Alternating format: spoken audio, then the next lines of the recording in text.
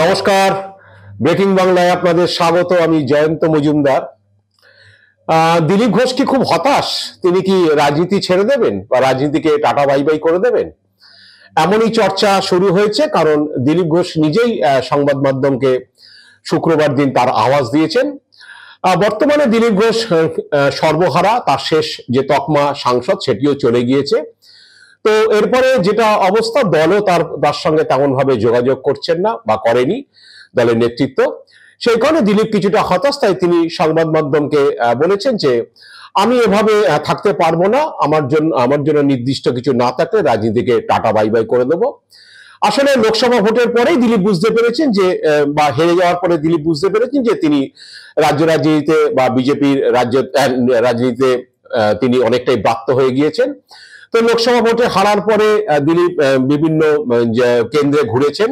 প্রথমে দক্ষিণবঙ্গের কয়েকটি জেলা ঘুরে বর্ধমান, মেদিনীপুর, উত্তর দিনাজপুর, নদিয়া, মুর্শিদাবাদ হয়ে তিনি উত্তরবঙ্গে গিয়েছিলেন। উত্তরবঙ্গে কয়েকটি জেলায় এবং দক্ষিণবঙ্গে কয়েকটি জেলায় তিনি তার অনুগামীদের সঙ্গে বৈঠক করেছেন। বৈঠক করে তাদের মনোবল বাড়ানোর জন্য তিনি কাজকর্ম করেছেন, তাদেরকে আশ্বাস দিয়েছেন। আর তারপরে কলকাতায় ফিরে এলো। দলের নেতৃত্ব তার সঙ্গে তেমন ভাবে যোগাযোগ করেনি এবং দিলীপবাবুর অনুগামীরাও বলেছেন যে দল, রাজ্য নেতৃত্ব দিলীপদার সঙ্গে তেমন ভাবে যোগাযোগ করেনি। দিলীপদা অনেকটাই বাধ্য করে রেখেছেন। তো এ ব্যাপারে যে দিলীপ বাবুর বক্তব্য হচ্ছে, সংবাদ মাধ্যমকে তার যে বক্তব্য, তার কথা, আমি অন্য কারোর মতো প্রাক্তন পরিচয় নিয়ে কাজ করতে পারবো না। যতক্ষণ দলে রয়েছি ততক্ষণ কাজ করে গেল, একটা সময়ের পর তো সিদ্ধান্ত নিতেই হবে। তো রাজনীতি ছাড়াও সমাজের অনেক কাজ রয়েছে। তো এই বিষয়ে দিলীপ বাবুকে যখন সংবাদ মাধ্যমের পক্ষ থেকে জিজ্ঞাসা করা হয় যে তাহলে সিদ্ধান্ত তিনি কবে নিচ্ছেন, তখন তিনি বলেন যে আরো কিছুদিন অপেক্ষা করবো, দলের পক্ষ থেকে কিছু জানানো হয় কিনা। তবে অপেক্ষারও একটা সীমা রয়েছে, কাজ করে যাচ্ছি। শুক্রবারও তিনি নির্বাচনী প্রচারে অংশ নেওয়ার কথা, তবে তিনি বলেছেন যে অপেক্ষার তো একটা সীমা থাকে, তা সেটা পর্যন্ত দেখব। তো এরকম একটা আভাস দিয়েছেন। তো ইতিমধ্যেই যেটা দিলীপ বাবুর ঘনিষ্ঠ মহল থেকে শোনা যাচ্ছে, তিনি তার যে মূল সংগঠন আরএসএস, যে সংগঠন থেকে তিনি বিজেপিতে এসেছিলেন, তাদের নেতৃত্বের সঙ্গে তিনি যোগাযোগ করেছেন এবং তিনি সংগঠনকে বলেছেন যে যাদেরকে বলার কথা তাদেরকে বলে দিয়েছি, এভাবে কাজ করতে আমি পারবো না, অন্য সংগঠনে দায়িত্ব দিলে সেখানে যেতে পারি, না হলে নিজেই ঠিক করে নেব যে পরবর্তীকালে কি সিদ্ধান্ত নেব। তো এইরকম ধরনের মন্তব্য দিলীপ বাবু করেছেন। তো এখন অনেকেই বলছেন যে আসলে এক সময় তিনি খুব তার উল্কার মতো যে গতিতে, উল্কার গতিতে তার উত্থান হয়েছিল। তিনি রাজ্য সম্পাদক হয়েছিলেন বিজেপির আরএসএস থেকে এসে, তারপরে রাতারাতি তিনি বিজেপির রাজ্য সভাপতি হয়ে যান। প্রায় 5.5 বছর রাজ্য সভাপতি পদে ছিলেন। রাজ্য সভাপতি থাকাকালীন তার বিধায়ক হওয়া এবং তারপর সাংসদ হওয়া, তার সাংসদ তার সভাপতিত্বেই 18 জন সাংসদ পেয়েছে রাজ্য বিজেপি এবং পরে 77 জন বিধায়ক হয়েছে তারই সভাপতিত্বে। তারপরে যে তিনি সাংসদ, তারপরে রাজ্য নেতৃত্বে থেকে তার কমিটি থেকে বাদ দিয়ে দেওয়া হয়। তিনি সর্বভারতীয় সভাপতি ছিলেন, সেখান থেকেও তাকে ছেটে ফেলা হয়। একমাত্র পরিচয় ছিল তার মেদিনীপুর সাংসদ। এখন সেই সাংসদ পরিচয়ে চলে গিয়ে দিলীপবাবু বর্তমানে সর্বহারা। তো ভোটের পরে তিনি যে দলে যে সল্টলেকের যে দপ্তর, সেই দপ্তরে একদিনই গিয়েছিলেন কোর কমিটির বৈঠকে। সেখানে তার কোনো ঘর নেই, সেখানে তিনি গিয়ে থাকতে পারেন না, যদিও মুরলীধর সেন লেনে অফিসে তিনি 2-1 বার গিয়েছিলেন। কিন্তু এখন রাজ্য নেতৃত্ব দিলীপবাবুর সঙ্গে আর তেমন যোগাযোগ রাখছেন না। দিলীপবাবু সেই অর্থে পার্টিতে কোনো পোস্ট নেই, সাংসদও নেই, একেবারেই সর্বহারা অবস্থান, পদহীন অবস্থা। তো এই অবস্থাতে দিলীপ ঘোষ বুঝতে পারছেন যে বিজেপিতে তার আর সেই দর নেই, এখন সেই দর কমে গেছে। এখন কেন্দ্রীয় নেতৃত্বের দিকে তিনি তাকিয়ে আছেন। যদি কেন্দ্রীয় নেতৃত্ব তার দিকে তাকে কিছু দায়িত্ব দেয়, যেমন তিনি সংবাদ মাধ্যমকে বলেছেন যে সবকিছু, সংবাদ মাধ্যম তাকে জিজ্ঞেস করেছিল যে তিনি কবে সিদ্ধান্ত নিচ্ছেন, তিনি বলেছেন যে সবকিছু এইভাবে সিদ্ধান্ত নেওয়া হয় না, ভালো কাজ হলে সবাই সেটা জানতে পারে। যদিও এখন কেন্দ্রীয় নেতৃত্ব পরিবর্তনের সময় এসছে, হয়তো রাজ্য কিছু পরিবর্তন হতে পারে, সেই দিকেই তিনি তাকিয়ে রয়েছেন বলে জানিয়েছেন। এদিকে রাজ্য তিনি যখন রাজ্যের বিভিন্ন জেলায় ঘুরে বেড়াচ্ছেন, সে সময় তিনি গত মঙ্গল এবং বুধবার তিনি পূর্ব মেদিনীপুরে গিয়েছিলেন, সেই নিয়ে বিতর্ক তৈরি হয়েছে।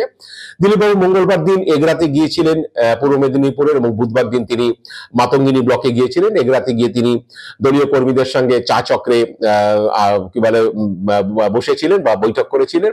একইভাবে মাতঙ্গিনী ব্লকে তিনি একটি ধর্মশালা তিনি বৈঠক করেন। তো সেই নিয়ে আবার পূর্ব মেদিনীপুরে বিজেপি নেতৃত্ব ক্ষুব্ধ, কারণ পূর্ব মেদিনীপুরে যারা বিজেপি নেতৃত্ব রয়েছে বেশিরভাগই তারা শুভেন্দু অধিকারীর অনুগামী। তারা বলেছেন যে দিলীপ ঘোষ এসছেন আমাদের দলের কর্মীদের নিয়ে বৈঠক করেছেন, অথচ আমরা কিছু জানি না। এরকম ক্ষেত্রে আমরা বলবো, যেহেতু তিনি একজন দক্ষ সংগঠক, কোনো জেলায় গেলে পরে সংশ্লিষ্ট জেলার সভাপতির দৃষ্টি আকর্ষণ করলে খুবই ভালো হতো, আমরা তো খুশি হতাম, ভুল বোঝাবুঝি হতো না। জেলা নেতৃত্বকে জানানো হয়নি, তিনি তার মতো করে দলীয় কর্মীদের সঙ্গে বৈঠক করছেন।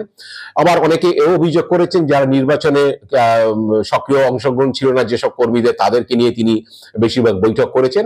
তো এইসব ব্যাপারে আবার বিতর্ক তৈরি হয়েছে। দিলীপ বাবুকে সংবাদ মাধ্যম যখন জিজ্ঞেস করেছেন এই বৈঠকের ব্যাপারে বা বিজেপি নেতৃত্বের এই প্রতিক্রিয়ার ব্যাপারে, দিলীপ ঘোষ বলেছেন যে আমি সংবাদ মাধ্যমের কাছে কোনো কথা বলবো না। একইভাবে শুভেন্দু অধিকারী প্রতিক্রিয়া দিয়ে জানিয়েছেন, তিনি বলেছেন যে আমি পার্টি কলিগদের সম্পর্কে বাইরে কিছু বলি না। এখন হচ্ছে মমতা বন্দ্যোপাধ্যায় এবং অভিষেক বন্দ্যোপাধ্যায়ের হাত থেকে বাংলা বাঁচানোই আমাদের কাজ। এখন অন্য কাজ করে বা অন্য কিছু করে সময় নষ্ট করার মতো সময় আমাদের নেই। শুভেন্দু অধিকারীও এই ধরনের প্রতিক্রিয়া দিয়েছে। পার্টির কোনো কলিগ নিয়ে কোনো কথা আমি বাইরে বলি না। আমাদের লড়াই মমতা ব্যানার্জি এবং অভিষেক ব্যানার্জির হাত থেকে ভারতকে বাঁচানো।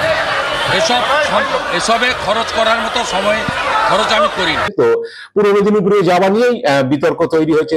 দিলীপ ঘোষের এই পূর্ব মেদিনীপুরে দুটি জায়গায় তিনি যে দলীয় কর্মীদের সঙ্গে বৈঠক করেছেন তা নিয়ে অনেকে মনে করছেন যে দিলীপ বাবুর পূর্ব মেদিনীপুরে যাওয়াটা শুভেন্দু অধিকারী ভালো চোখে নেননি বা ভালো চোখে দেখেননি, বা তার অনুগামীরাও সেটা পছন্দ করেননি দিলীপ বাবুর যাওয়াটাকে।